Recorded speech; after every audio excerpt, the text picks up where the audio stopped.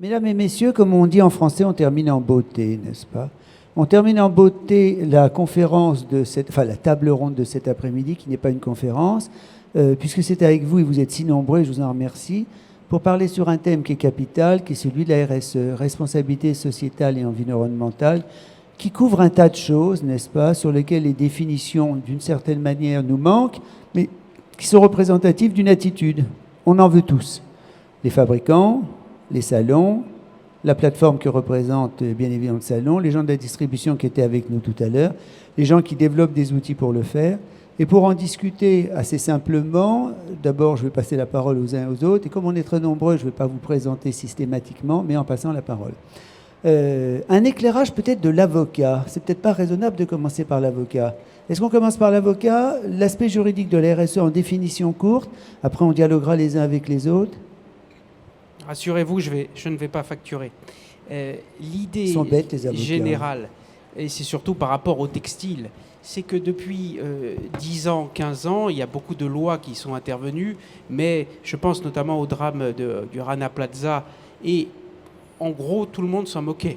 Il y avait un problème à 10 000 km, on disait « c'est pas mon problème, j'y suis pour rien ».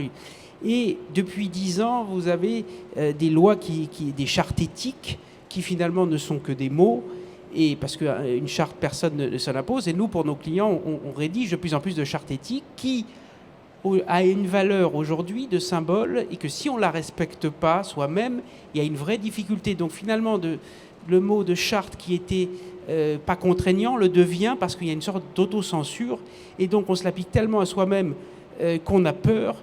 On a peur du tweet, alors qu'il y a 20 ans, on avait un mail, on s'en foutait, machin est mort, je ne suis pas responsable. Et vous avez notamment en 2017 une loi sur le devoir de vigilance des sociétés mères vis-à-vis de leurs filiales, avec, évidemment, c'est une obligation de moyens, mais à force de s'auto-censurer, nous, on conseille nos clients de plus en plus à s'appliquer finalement des chartes qui deviennent contraignantes avec le temps. Voilà comment, d'un point de vue juridique, ça évolue, et voilà comment pour nos clients on peut, je pense, même on est dans le textile, on va certainement se poser des questions de sustainable, voilà tous ces points auxquels il y a 20 ans on s'en foutait, il fallait livrer la marchandise, on a les 100 000 pièces et 200 000 pièces, aujourd'hui c'est pas aussi évident de toutes ces problématiques de coton, et notamment le Fashion Pact de 2019 qui du coup, nous, en tant qu'avocats, on doit rédiger ça pour nos clients, mais c'était juste à usage interne, et maintenant, c'est un aspect contraignant.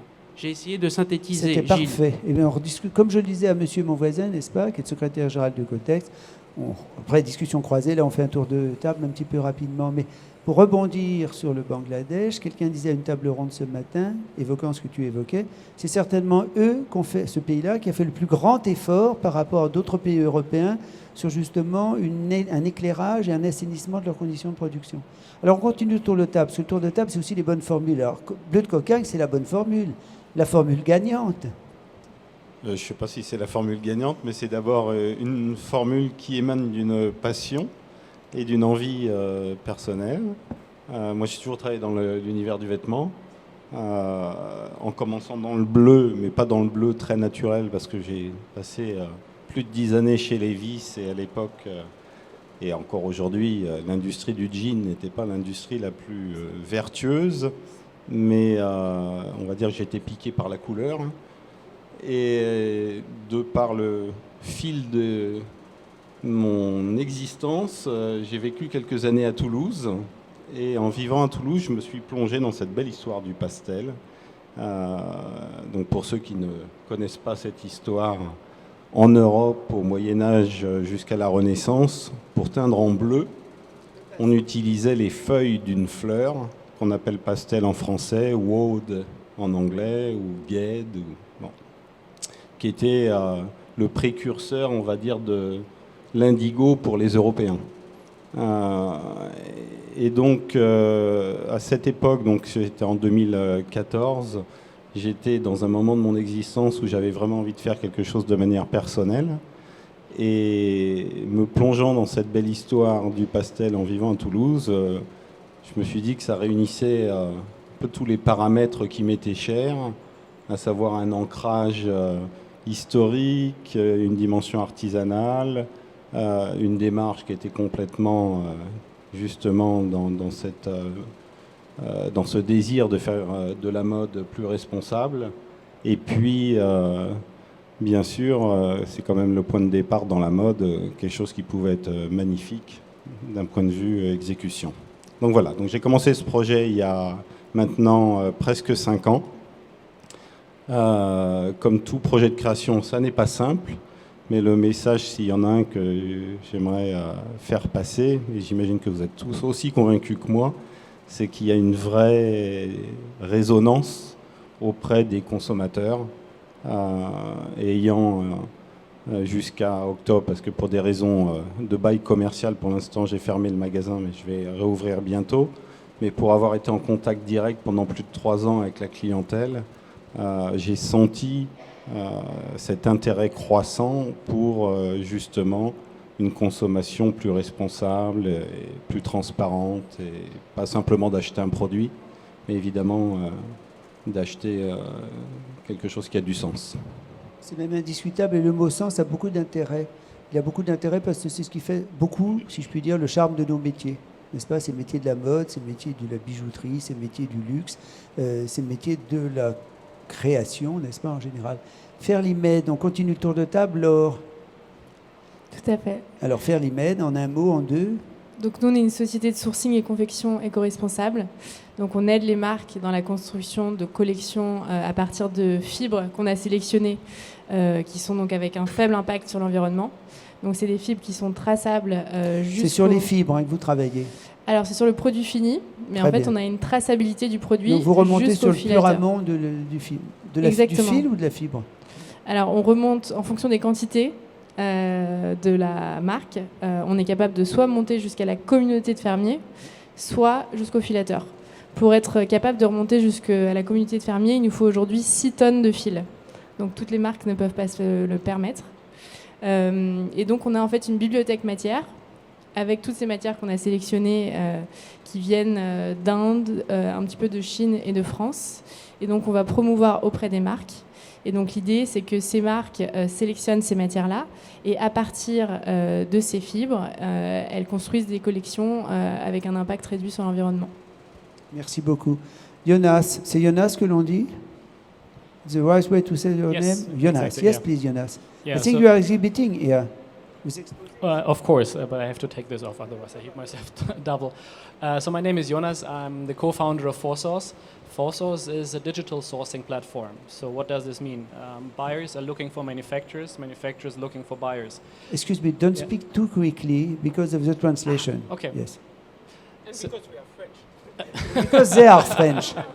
No, we can I'm understand the sorry. gentleman. Yes. But no one has the translation from Yes, English but to French. it's not for the translation because of the box of the translators, you know. Okay. If we speak so quickly, Good. it's complicated for them. Perfect. So Especially for the lawyer. yeah, I keep attention to that. So the general idea is, how do you find a trustworthy partner? How are you able to find a matching supplier worldwide? And how can you really know if he's certified, whether he is following compliance standards?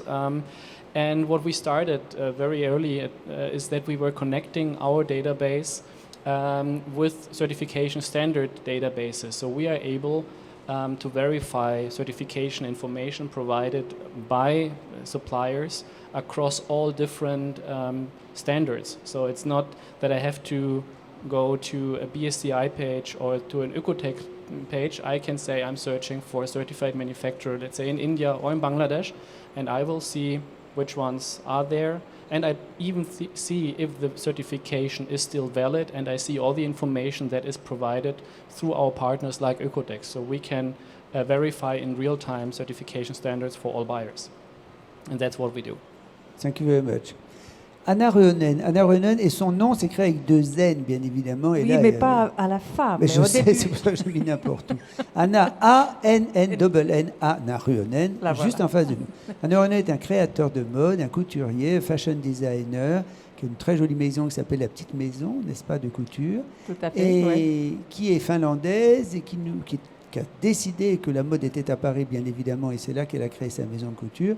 Et donc, Elle va nous parler de sa maison, évidemment son attitude et surtout qu'est-ce qui se passe dans les pays du Grand Nord, n'est-ce pas? Oui. Puisque vous êtes finlandaise. Bon, moi je suis finlandaise, mais ça fait 23 ans que je suis à Paris. Donc, mais demain vous partez pour la Finlande, si je ne me trompe. Oui, demain je pars. Je fais les allers-retours. J'ai aussi une partie de la production de la collection en Finlande et une partie en France. Et bon, je suis entre les deux pays, deux merveilleux pays, et j'essaie de profiter les deux au maximum. Donc ça fait longtemps que je travaille dans ce métier. J'ai toujours eu ma marque dès le début, grâce beaucoup à Monsieur Muller et Frédéric Bellerin. Madame. Et mais depuis 10 ans, j'ai commencé un peu, bon, peut-être plus longtemps, mais on va dire depuis 10 ans, on a commencé à discuter qu'est-ce qu'il faut faire sur cette problématique qu'on constate peut-être plus tard aujourd'hui. Cette quantité de vêtements qu'on fait, on fait trop, on fait double de quantité de vêtements qu'on ne peut jamais utiliser. 30% va directement aux poubelles, 30% on essaie de mettre ailleurs, donc seulement 30% est en fait acheté raisonnablement. Donc c'est là où est un problème et je trouve aujourd'hui, moi je suis beaucoup intéressée avec économie circulaire parce que je pense que c'est là notre futur. Mais actuellement, j'ai en fait constate, j'ai participé à plusieurs conférences également en Finlande, qu'on n'ose pas toucher le linéaire, les débuts. On est dans une linéaire et après on a une économie circulaire au fond parce que c'est là où est toutes les poubelles qu'on a aujourd'hui. Mais malheureusement, comme l'argent est fait des débuts, on a très difficile de toucher le début. Et moi, je trouve, avant qu'on arrive à faire une vraie circulaire, il fallait qu'on vraiment discute qu'est-ce qu'il faut faire pour le business, en fait, le business model aujourd'hui de la mode. On ne peut pas produire autant, donc en fait, et tout le monde veut vendre quand même. Les clients, ils ne sont pas satisfaits. Et les producteurs, le client aime la mode quand même. Mais comment on peut faire quelque chose qu'on achète et qu'on ne jette pas? Et c'est là, je trouve, le grand intérêt. Et moi, depuis 10 ans, donc, je fais made to order. Donc, en fait, je produis juste les pièces qui sont achetées. Donc, je ne produis pas un stock. Je trouve le stock est notre problème aujourd'hui. Et en fait, ça s'appelle Lean. Si on regarde derrière nous, le Toyota Motor, ça fait ça depuis 60 ans. Et je pense vraiment c'est le temps que la mode commence à être lean. Et c'est ça mon discours aujourd'hui. Merci beaucoup, Anna, avec 2 N. Thomas, avec un M. Oui. Merci, Gilles, d'avoir osé me réinviter. C'est toujours un plaisir, en tout cas, de partager quelques conversations intéressantes, notamment quand elles touchent à la mode durable. Et donc, Slow We Are, qu'est-ce que c'est? C'est une plateforme d'information et un label de confiance.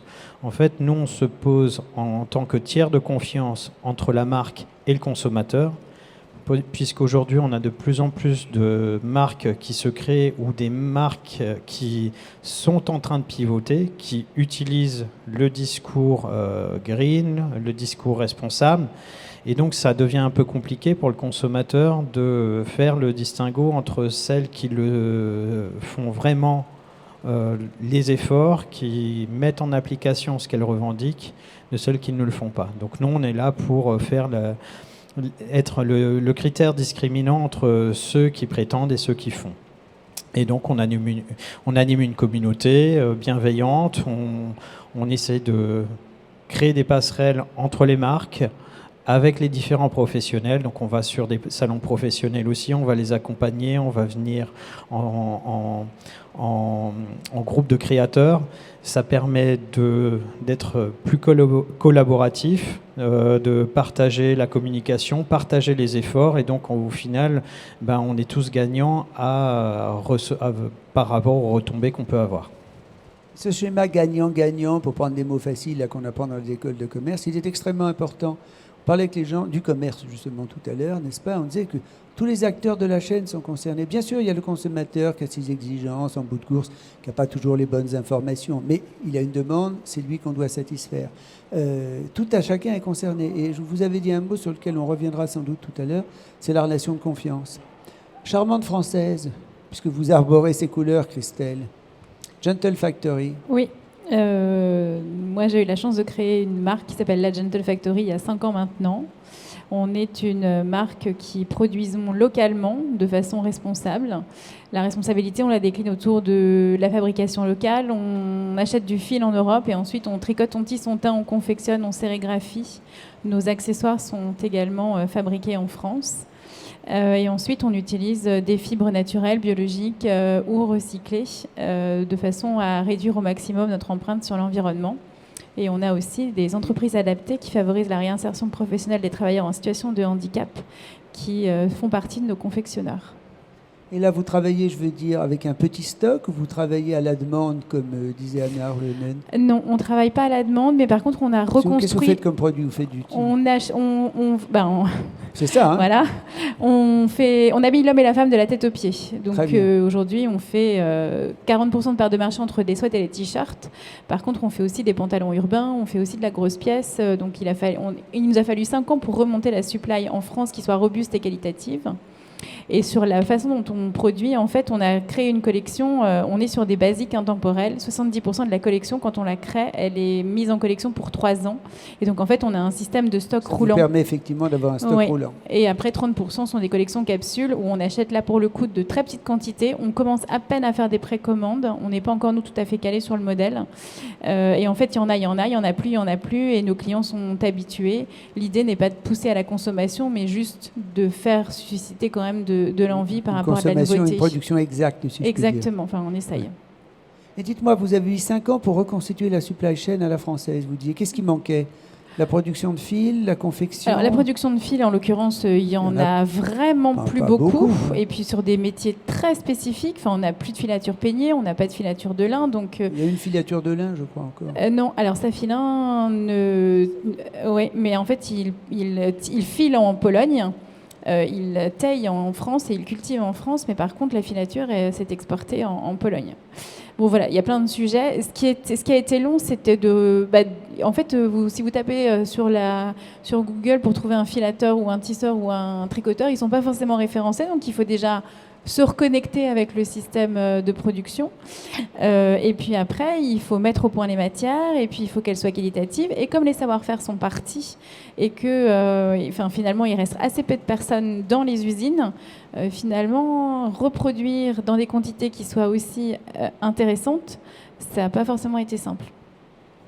Et c'est intéressant de souligner ce que vous disiez, mais parce que vous avez quand même reconstitué un écofilière, si je peux dire, un écosystème de production. Oui, on a d'ailleurs, on ne dit pas qu'on a des fournisseurs, on dit qu'on a des partenaires fabricants. Oui. Finalement, on va réussir ensemble ou on se plantera ensemble, mais on est vraiment tous acteurs de la chaîne de fabrication. Oui. Cette question qu'on traîne avec nous et dont on a fait maintenant le fer de lance de la mode aujourd'hui, l'économie circulaire, l'environnement, la traçabilité. Nous avons la chance d'avoir avec nous le secrétaire général d'Ecotex. Ecotex a ouvert la voie parce qu'on parlait d'il y a 10 ans, il y a 15 ans. Je crois que nos amis d'Ecotex, et c'est vous qui allez nous l'expliquer, Georg, longtemps, vous avez été les pionniers dans cette affaire. Yes, thank you very much first for joining that. The Oecotex Association is engaged for a very long time. We started in 1992 because of the big question of harmful substances in textiles. This was the very beginning, as in Asia, the import of textiles to Europe has started, and this causes very high concerns regarding the quality and regarding the use of chemicals. A couple of years later, we started not even testing products. We assessed facilities regarding their environmental behavior and the quality issue. This was in 1996. Honestly, at that time, this was for nobody interest. This is a shame in my mind. We developed that product, and with the beginning of the 2000 years, there was a big demand of end consumers who requires sustainable products. And this was a really beginning of that, what we call today STEP, Sustainable Textile and Leather Production, where we assess facilities very deeply in 6 modules. For example, we look for the chemical management, we look for social aspects, we look for Rana Plaza case safety, work safety. And with that module, in our mind, it's now possible to give an answer, is this facility for sure sustainable acting or not? And it's a big question. What do we understand about sustainability? Is it only a use of a fiber? Is it only contending social aspects? What is it exactly? And if you go out to the street and you ask the people, you will have several answers on that. But nobody, in my mind, thinks about what is essential, sustainable, and that means we have to save water, we have to save chemicals, we have to find a way for a good behavior regarding in our environmental. This we have to look for in general, not only the social aspects, not only a little part of the production, we have to have the big picture. After answering that, in my mind, is the big question, who's responsible? And in my mind, there are a couple of parties who are responsible. On one side, it's a politic. Are we responsible in Bangladesh that the workers in Bangladesh are working under good conditions? In my mind, not really. It is first in politics. They are all nations, and they have to act as a nation, and they have to bring legal which are covering those aspects which are normal in Europe. Second responsibility... As you said, normally. Normally, yeah, as we are living and working here today. Secondly, the brands. The brands are responsible that in that facilities they produce, they are the same conditions as they are producing in Europe. It's a little bit of character we have to look for. They have to be honest, and it's a no-go to go back in the middle age situations we find today sometimes in the world. And the third party, in my mind, is the end consumer. He has to ask for, he has to know, he has to find tools for transparency, to look for what is it for a facility, what is it for a brand, take their action, do they take their responsibility regarding the social aspects, regarding the sustainability aspects, and regarding saving us for harmful substances. This all belongs together in my mind, and this is as well the philosophy of the Oekotex Association. Thank you very much for underlining all the most important aspects and related together. Consumer, industry, retailers, and so on. For sure.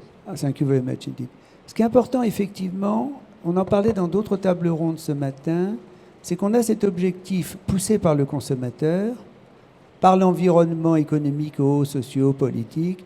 On a cette grande question en plus dans la mode de la déconsommation. Donc il faut reconstituer, bien évidemment, entretenir toujours, n'est-ce pas, la capacité de désir, la capacité de séduction que porte la mode, et en même temps respecter toutes ces conditions environnementales. Ça semble très très compliqué, et en fait, sur toutes les tables rondes, il y a les solutions technologiques, il y a des solutions comportementales, le juridique va nous accompagner, Oekotex trace la voie. Moi, ce que je pense important, c'est pour ça que c'est formidable qu'on vous ait tous autour de la table, c'est à partir d'exemples peut-être parcellaires, mais très fortement montés, le vôtre, bref. À partir de ces exemples, de regarder où sont les éléments positifs sur lesquels on a fortement avancé, parce qu'on a fortement avancé. Et en même temps, le système de contraintes, ça ne doit pas être un système, je veux dire, complètement bloquant. Tout ne peut pas aller en même temps aussi vite. Mais je pense qu'il faut donner un peu de temps aux choses et réfléchir intelligemment et très simplement finalement, avec efficacité. Je pense que ce sont des... Alors voilà, c'est une belle leçon que je fais, ça ne veut rien dire, et ça veut tout dire en même temps. Il est vrai qu'en plus, dans le système de la mode, qui est le système de la mode, on est paradoxaux, les consommateurs. Alors, est-ce que les consommateurs du Nord sont plus sensés que les consommateurs du Sud? Belle question, Anna. Est-ce question fausse, peut-être? Bon, c'est une belle question. Non, je ne pense pas. Bon, en fait, les gens, ils sont vraiment conscients, peut-être plus encore. Donc ça, c'est quelque chose qu'en Allemagne également. Donc le Nord a été plus longtemps conscient. Mais après, bon, on est tous dans la marche pour le Greta. Et le lendemain, on fait le shopping dans les grands supermarchés. On achète à 5 € un T-shirt. Donc il y a quand même un problème dans le cerveau que les deux choses connectent pas. Donc c'est en fait ça. Je pense, comme monsieur il a dit, il a tellement les aspects aujourd'hui et même le consommateur, il comprend pas que tout est lié, que tout est important. Et je pense que c'est là où il fallait plus faire encore la communication, surtout. Et là aussi, peut-être les États, les politiciens, etc., il fallait vraiment éduquer les consommateurs, faire comprendre qu'est-ce que ça veut dire sustainable, qu'est-ce que c'est durable. Parce qu'aujourd'hui, on a les conscious collections, on a les collections vertes, on utilise tous les mots possibles. Et même les plus grands pollueurs du monde font ça. Donc, bien sûr, le petit consommateur, il veut faire son trajet, mais elle ne sait pas quoi faire. Elle ne comprend pas nécessairement. Moi, je voulais faire une remarque sur la responsabilité. En introduction, il y a une dizaine d'années, je vais être provocateur, je ne donnerai pas de nom évidemment, mais j'ai défendu un gros producteur et il s'était fait arrêter. Et sur les étiquettes, c'était de la fourrure, donc déjà vendre de la fourrure, c'est pas formidable, mais en réalité, les douanes s'étaient rendues compte que c'était pas de la fourrure, c'était du chien. Il y a une dizaine d'années, j'ai plaidé ce dossier. Vous vous rendez compte, là, je vous vois avec vos grands yeux, mais c'était il y a une dizaine d'années quand j'ai plaidé ce dossier, j'avais fait marrer tout le tribunal et c'était entre guillemets la récréation du tribunal. Vu vos yeux que aujourd'hui je plaide le même dossier, je ne ferai pas la moindre blague, je rigolerai pas et j'essaierai de négocier tout de suite avec les douanes. Donc, vous voyez comment de l'évolution, vous parlez, nous, des Nordiques, le latin, il dit allez, on s'en fout, on y va. Il y a 10 ans. Aujourd'hui, on ne le fera plus.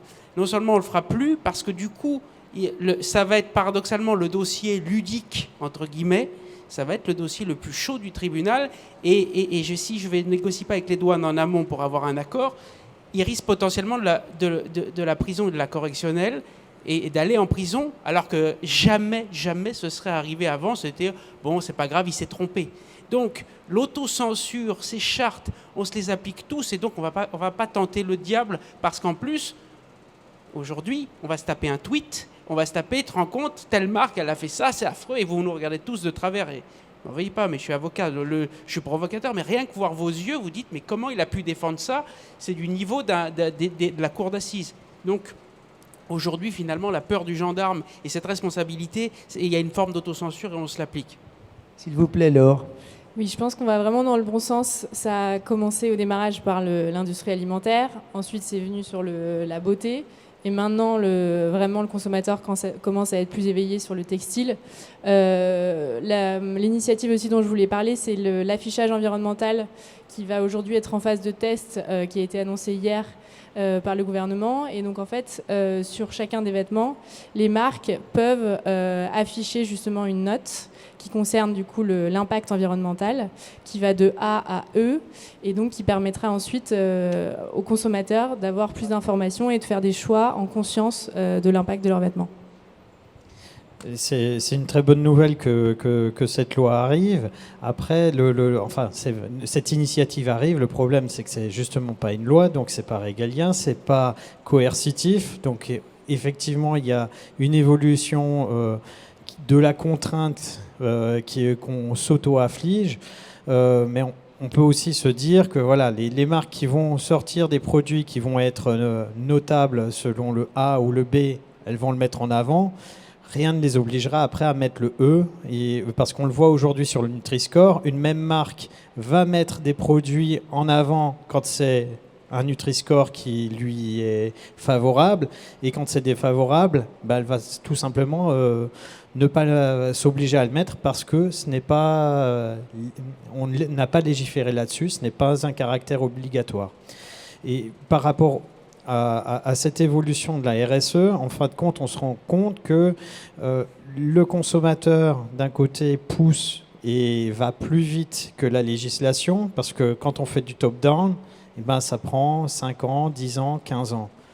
Le label AB, il y a 15 ans, dans l'alimentaire, il n'y avait même pas 10% des gens qui le connaissaient. On est arrivé à ce que Elisabeth Laville considère comme étant le point de bascule autour de 15%. C'est les gens qui dirigent Utopie, ils étaient avec nous ce matin à une table ronde.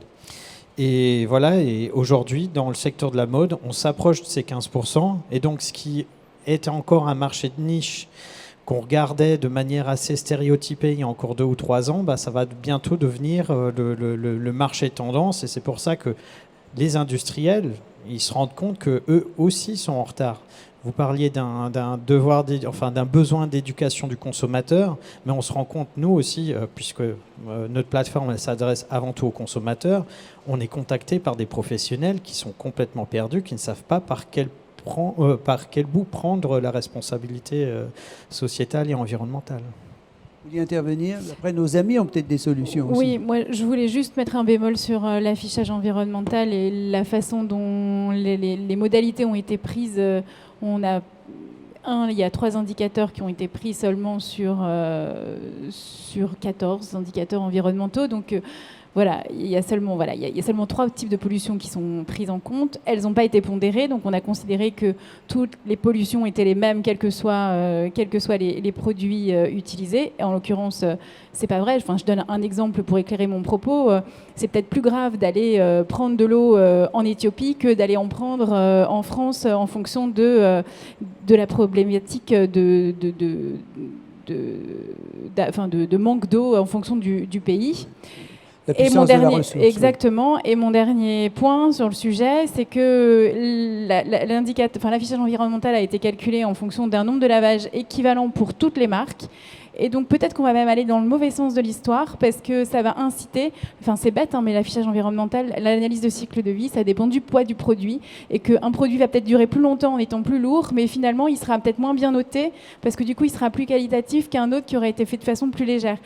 Et finalement, effectivement, je rebondis sur ce que tu disais en disant qu'effectivement, c'est très compliqué, qu'il faut... Voilà, donc c'est une bonne chose. J'espère qu'on sera un peu comme sur les frigos et que finalement, ça poussera toutes les marques à aller de plus en plus dans la... Voilà, mais ça quand même à prendre avec beaucoup de vigilance.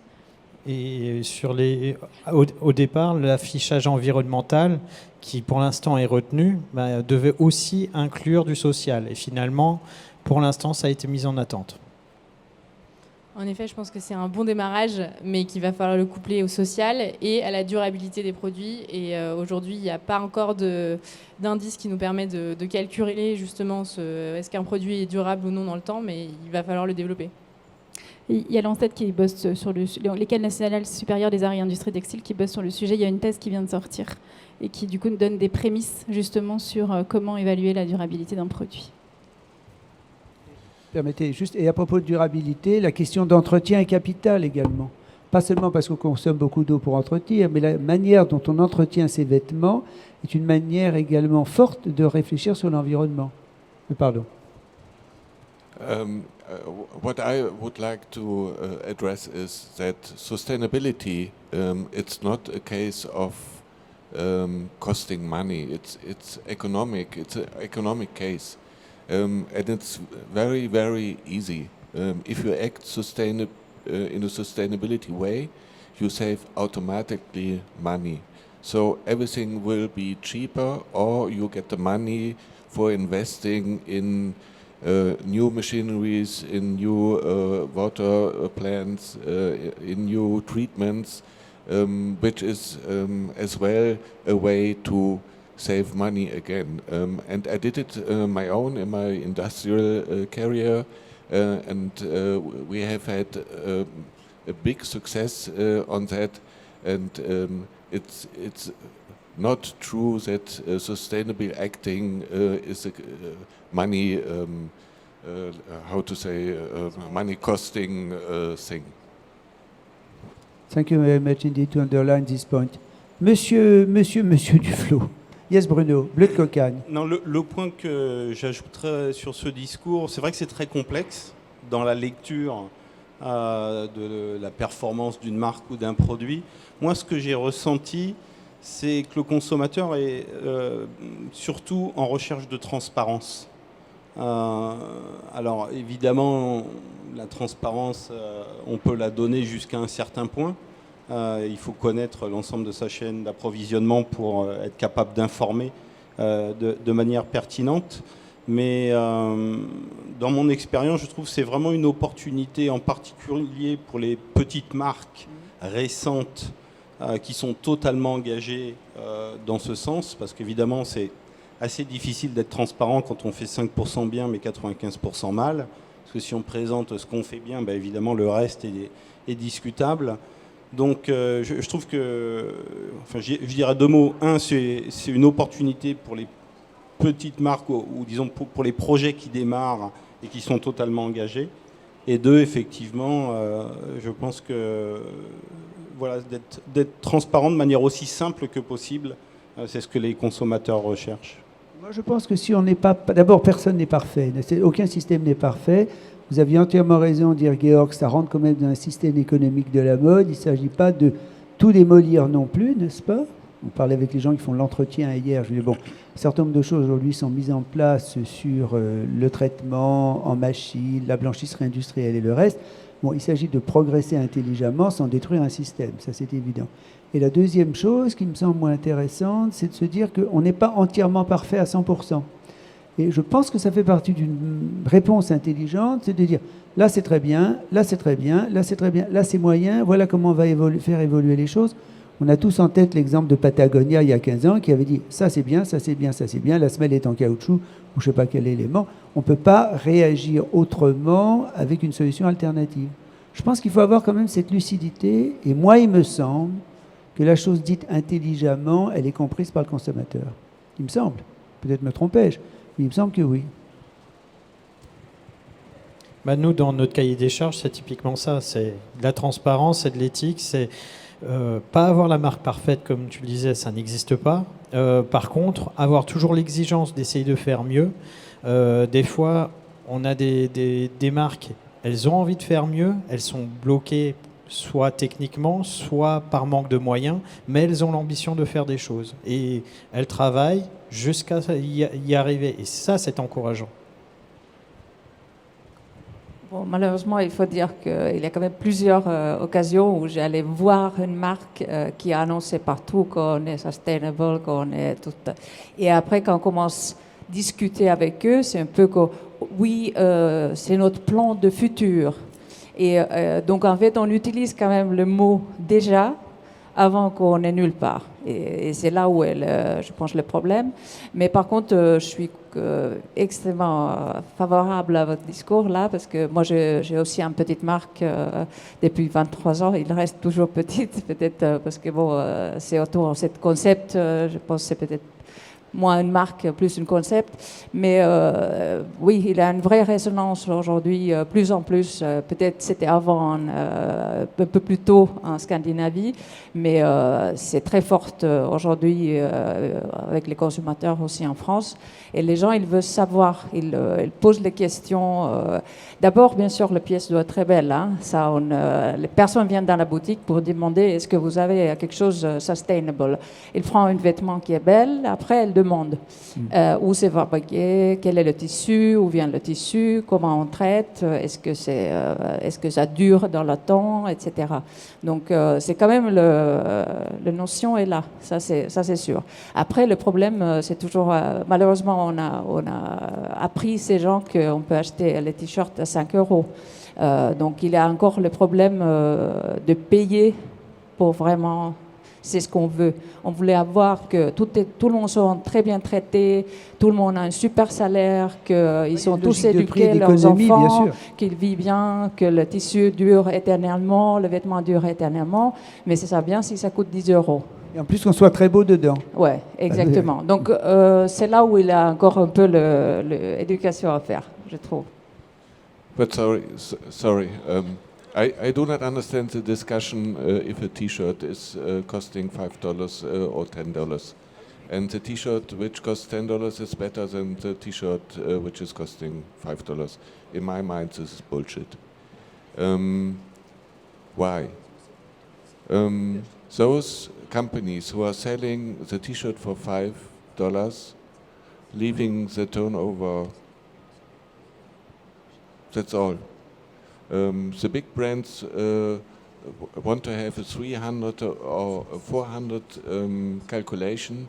That means everything you buy $4 multiplied with 400. This is the end price, or so on. Is the calculation running? And this is the only case. There's no single sentence that these articles are more or less sustainable. This is, in my mind, every time to be reflected in that way. It's a pity, but it is so. Next thing is small brands or big brands. How is it easier, or what do we wish regarding the transparency? For small brands, it's much more complicated to get this transparency because there is no tool which is rather good in use.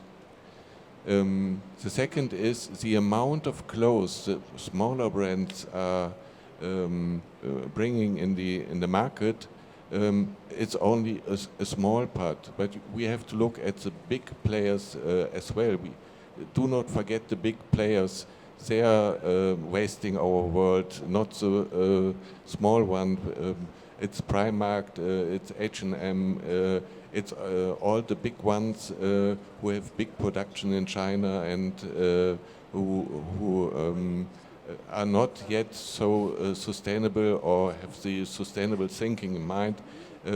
This we have to look for, and do not forget, please. Absolutely right. We mustn't forget big players. You're working for the big players? Vous travaillez avec les grands acteurs de la mode? Yes. So. Yes, please, Forcius. Yeah, so we have big players on our platform, but also the smaller designers or the small brands.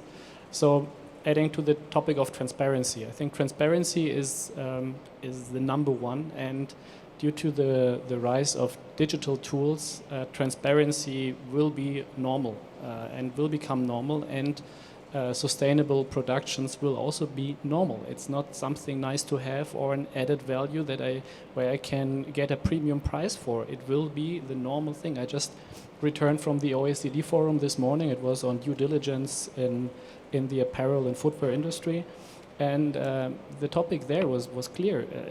By 2050, this industry, the apparel industry, will account for 25% of all carbon emissions worldwide. So there's not much left for other industries.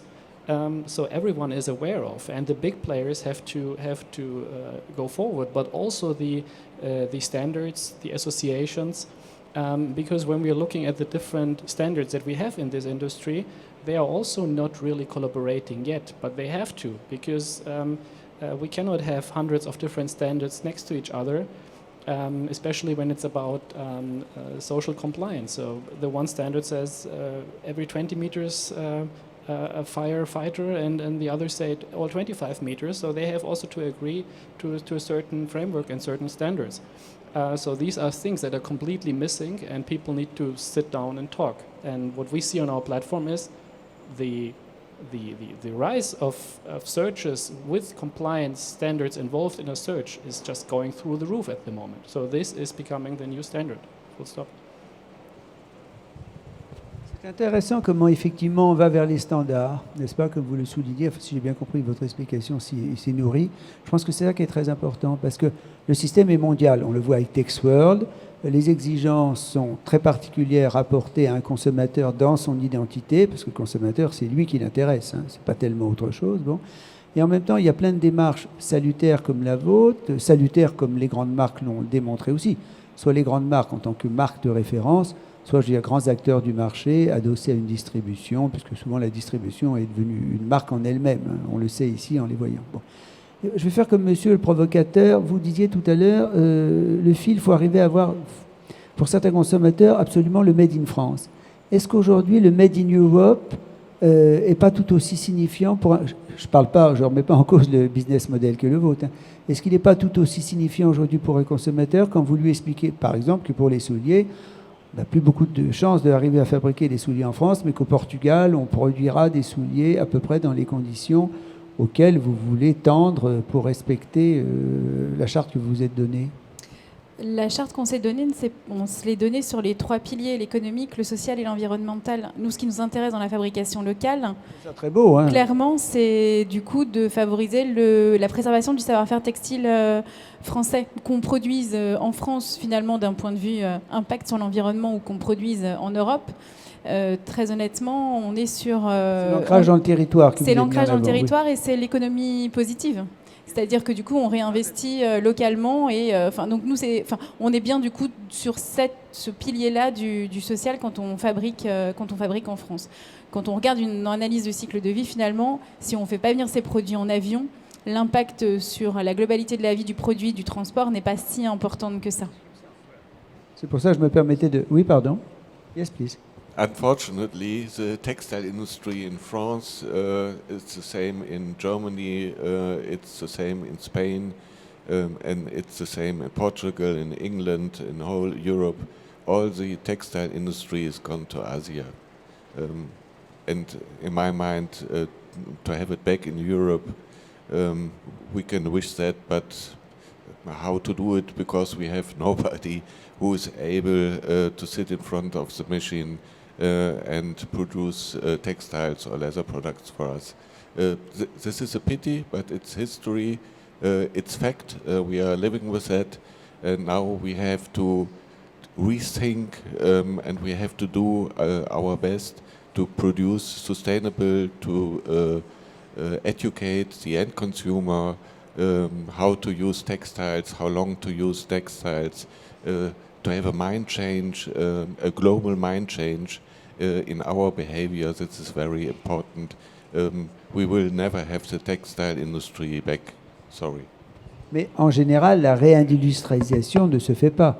C'est soit on invente des nouveaux modèles, je crois que vous avez raison, hein, soit on invente des nouveaux modèles, mais la réindustrialisation ne se fait pas.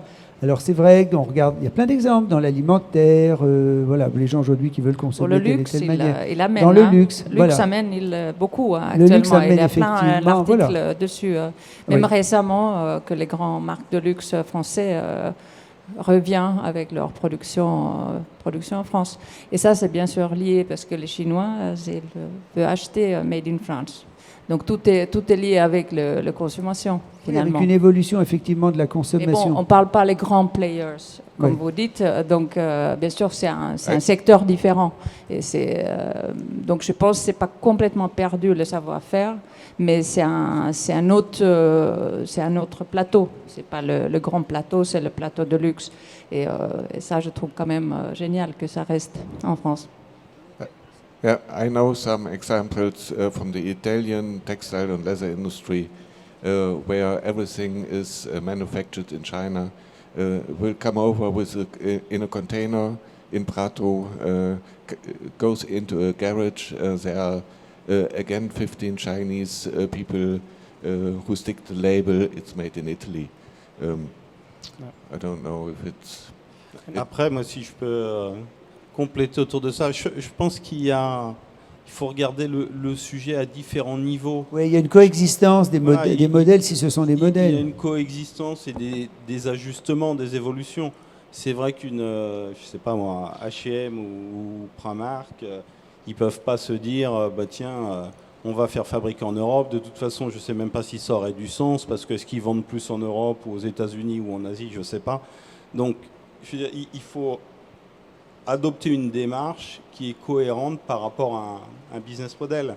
Je pense que, par exemple, des certifications comme fait Ecotex, c'est formidable justement pour s'attaquer à des gros sujets de grande consommation.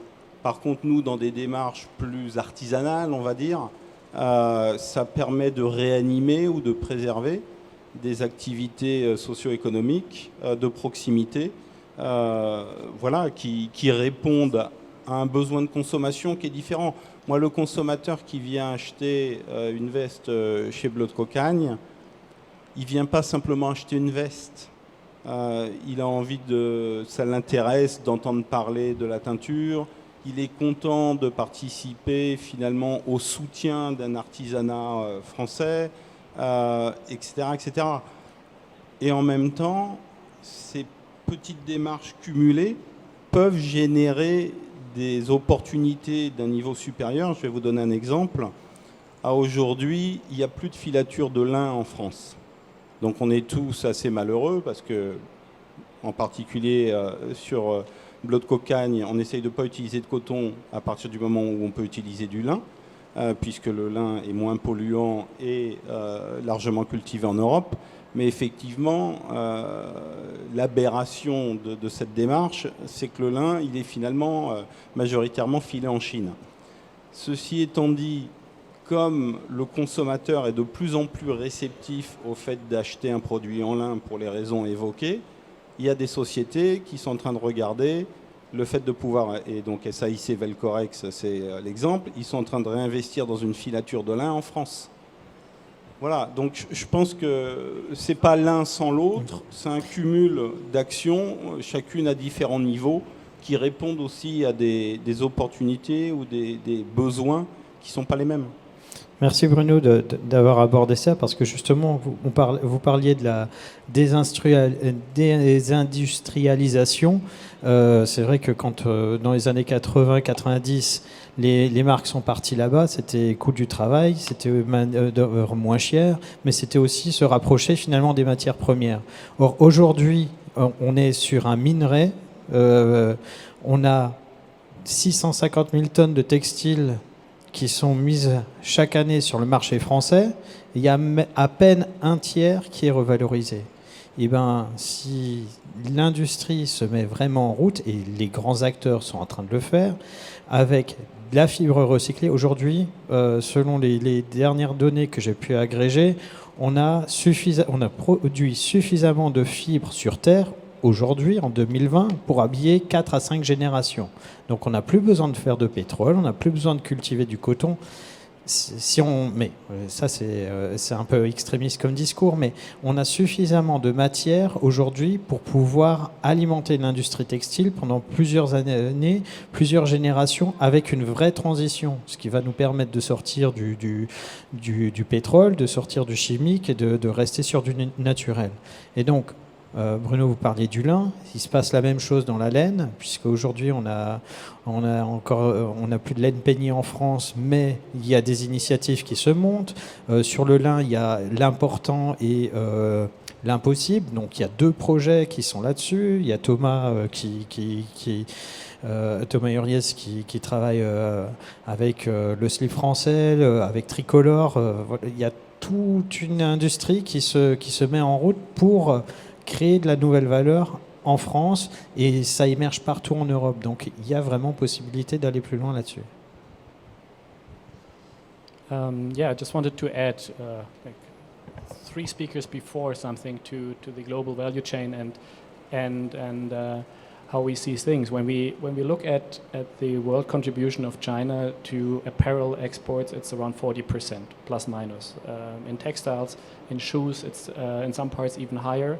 And we see that especially China is highly under pressure, not only because of the trade agreement with the US, where the tariffs are still there, but also now due to the latest problems with travel regulations. So many buyers are trying to find alternatives. It's really crazy what we see as a movement on our platform.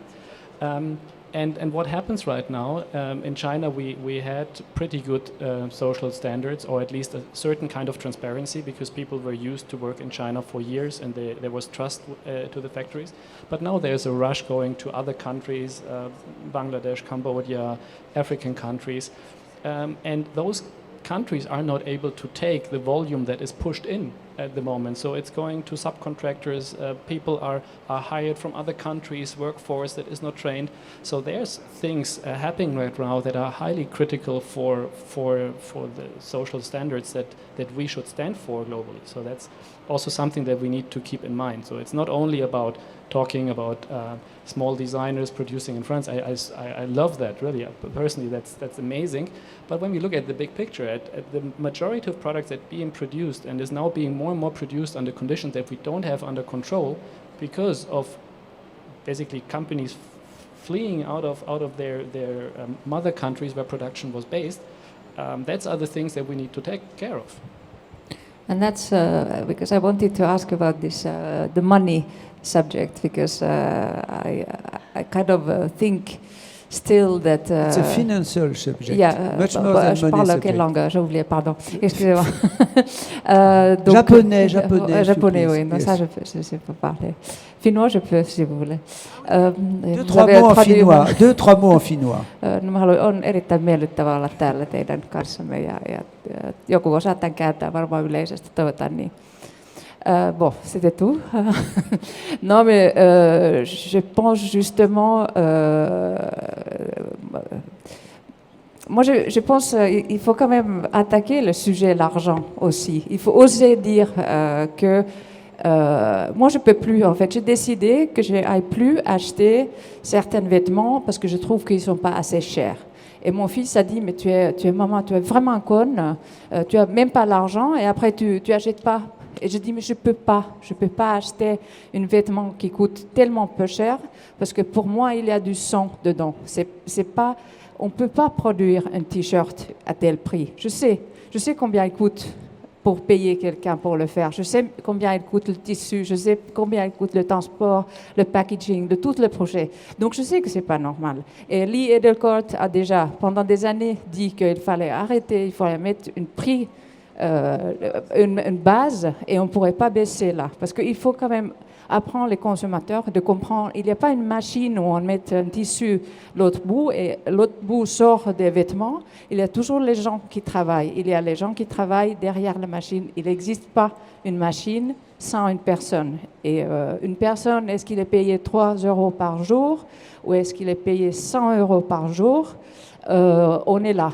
Et on ne peut pas payer peut-être quelqu'un à Bangladesh 100 € par jour, mais on pourrait peut-être payer 10 au lieu de 3. Et je pense qu'il est quand même là aussi le sujet. Et monsieur, il dit justement, pourquoi ils partent maintenant en Afrique? Pourquoi ils ne font plus à Chine? Parce que Chine est venue trop cher. Donc, il faut arrêter de dire que ce n'est pas une question de prix. Il faut vraiment oser dire qu'il faut qu'on paye plus, tous, pour notre vêtement. It's a question how many turnover a brand wants to have. That's the only question. Because the T-shirt you are talking of, $2 are the costs. For example, maybe Primark is selling it for $4. Maybe some other brand which is much more labeled, much more known, sell it for 10. But you don't know how much the T-shirt costs after it was finished. And believe me, I'm long enough in this industry. I was 10 years in the trousers industry. You have a calculation. You produce in the same facilities. Sorry. Yeah. I wish we have the world you are thinking of.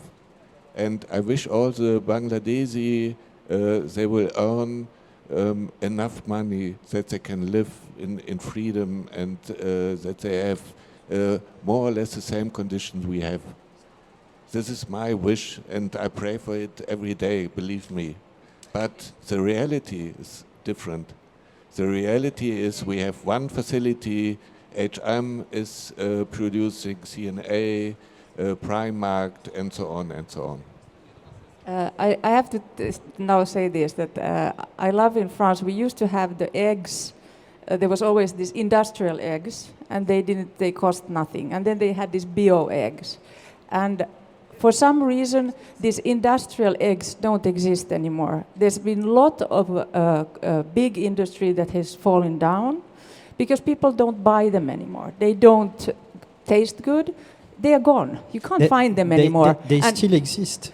You don't see them because it's the agro industry that is they using go to it. industry maybe. But there has been also a lot of companies that have been fallen down, a lot of factories closed, and it's because of the consumer. So there is a power with the consuming, and every consumer can make a change. Sorry to interrupt you. The disadvantage of textile is you cannot see it, you cannot smell it, you cannot taste it.